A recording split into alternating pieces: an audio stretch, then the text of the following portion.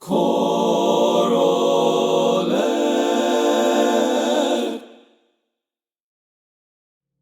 Welcome to another episode of ChoralEd.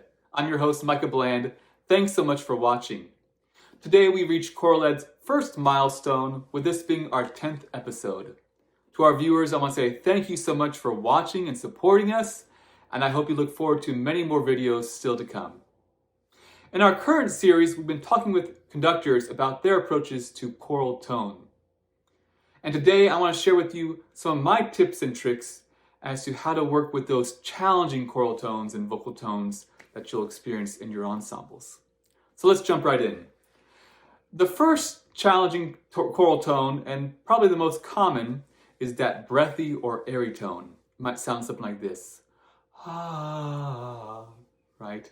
There's no clear phonation, there's no full closure of the vocal folds. Now, before you start correcting this choral sound, you need to ask yourself, what type of voice am I working with? If this is an adolescent female voice, then that airiness in that tone is quite natural, and that's caused by what's called the glottal chink. And so we don't want to kind of correct something that is naturally occurring in the voice because of the voice change process. However, if the voice has already matured and gone through that voice change process, then we can start correcting that tone. So one of the exercises I like to use is I call nya. Nya, nya, nya, nya, nya. Very forward, very bright, nya.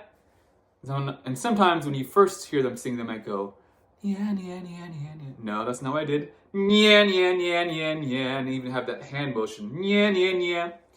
Now, this exercise forces the vocal folds to come together and close. With that being said, it's important to use this exercise in moderation. Overusing it, we can then cause more strain on the voice that we don't really want. And so using it in moderation just for them to feel and experience what does that full closure of the voice, the vocal folds feel like, is a great place to start. Another exercise I like to use, and this is more in general and it's applicable to all of these vocal challenges we'll talk about today, but that's using and starting from a place of speech. That we talk, hi, how are you? We don't say, hi, how are you? So I might say, hi, how are you? Hi, how are you? Hi, how are you? Hi, how are you? We start from a place of speech. Our next challenging choral tone that we might experience is the strident or pushed tone. Ah, a lot of tension, a lot of maybe subglottal pressure, and this over adduction of the vocal folds. The first thing I would try to do is try to use some relaxation techniques. For example, a bubble, or raspberry. Now, of course, these, with our new knowledge of aerosols, these exercises may be a little more concerning during this COVID time, but they're still great exercises for relaxation. You have to be completely relaxed in order for that bubble to work. If you're concerned about the spit going everywhere of the raspberry, have them hold up a tissue as they do it in front of their mouth. I also have them roll their shoulders gently and move their neck slightly as they're singing to ensure that they're not overly tense here in the neck and shoulders. But the best vocal exercise is comes from vocologists, and they really love this exercise. It's called straw phonation. Take a straw and you sing through it. You can do just normal vocalizations. You can do sirens or sighs. You can also do some of these.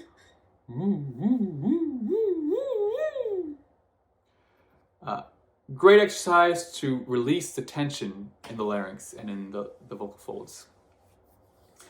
Another vocal challenge you might encounter is the nasal sound. This nasal sound, in my opinion, is somewhat self-inflicted. This is caused by the overuse of the M and N consonants. That we start everything with an M or N sound.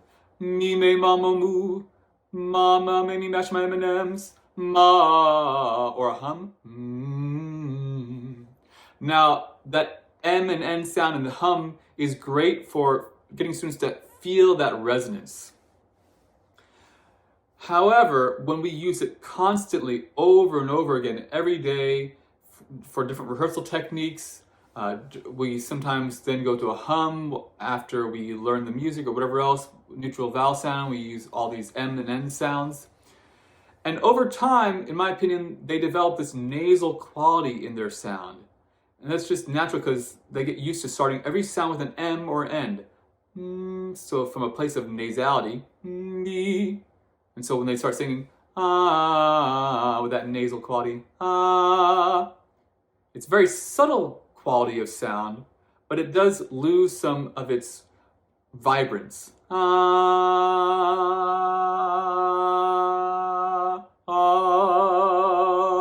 Right? So be very careful of overusing the M or N consonant and hums. I don't have a really great exercise to help this problem, other than having them monitor themselves by plugging their nose. You'll hear a slight change, and you actually also feel a buzz when you do it.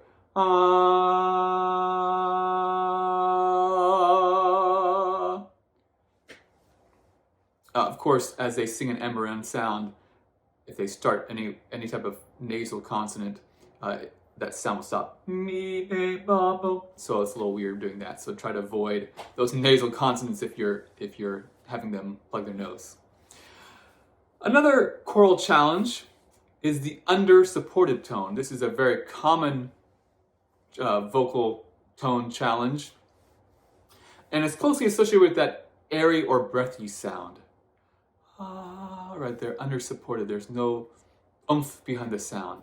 There's several things you can do. You can have them press against a wall and really lean against that wall and lean into it with their full body weight. This activates the abdominal area. You can also have them bend their knees slightly as they sing, or squat down as they sing a certain note. And let the abdominals again will activate. Some voice teachers and some conductors don't like that technique. They don't like to have the abdominals tense. They feel like it adds tension to the voice. So if that is your approach to choral tone, then ignore that exercise. I personally like using a ha, or having them speak first. Again, back to that speech. Ha, ha, ha. And then I go, ha, ha, ha. No, that's not what I did. Ha, ha, ha. I use a lot of bounce, not tense in the abdominals, but a lot of bounce. And then have them sing it. Ha, ha, ha. And they're usually able to make a lot of sound and very vibrant, resonant sound. You can also have them imagine that they're in a larger room. Sometimes choir rooms are smaller. We're in a studio maybe, in an office, smaller room. And they need to imagine that they're singing in a larger space, that they need to reach the back wall of the auditorium, the last row in the balcony seats, right? And so having them imagine a larger room can also help them think of projecting more. Our last challenging vocal tone is the swallowed tone. Oh, very much back here in the throat. Oh, this is another one I feel like is self-inflicted, that we ask students to really focus on that raised soft palate and space back here. Oh, we say, okay, imagine you have a baseball back here. Oh, and that's what they do. You can't really monitor everybody when you're asking the whole choir to really kind of do that. So use that carefully. And so we also kind of have this self-inflicted swallow tone when we say drop your jaw. Oh, the tongue naturally wants to come back. So when I talk about and work on this swallow tone, one, I don't really mention much about the soft palate, or I don't have those imagery things. I do other things to get that warmth and color. But I actually focus a lot on bringing the tongue forward. Oh, the back, bottom of the teeth, right behind them. Or sometimes if they're having trouble, I have them stick their tongue out. And then place it right back at the bottom teeth. So those are my tips and suggestions. Now I want to conclude here with one final thought, and that is, The first concert of the year. This goes back to episode 1 in our teacher identity and the goals you have for your students. For me, in that first concert, my goal for my students is to have them sing with a great tone and in tune with good intonation. I could care less about phrasing, dynamics, musicality. I want them to focus on a great tone. And so many teachers, I feel like, just go, okay, we have to be musical, we have to do this, and they jump right to, okay, add the dynamics and add this, and it's not even in tune yet, right? We're focusing on the wrong things. So go back to, what are your goals for your students? I found this is most important for those middle school choirs and those 9th and 10th grade choirs, those developing ensembles, that you really kind of refine that tone before you start working on everything else. I then found that throughout the rest of the year, when we start on the next concert for December or the next semester, that I am able to really give these just brief hints of, okay, bring the tongue forward. Okay, that tone is, that intonation is wrong. Fix that. And they know exactly what to do, usually. Sometimes I might have to do some more work on it if it's a more specific challenge. But we've worked so much on the first concert on this tone that they know exactly what to do. They know individually, I work with them individually, and they all know what those challenges are, and so they know if they have a swallowed tone or if they have a airy tone or this, that, and the other. And we've been working with that in small groups with another director and taking them out in small groups with those groups to kind of isolate and work on those problems so they're aware of their vocal challenges.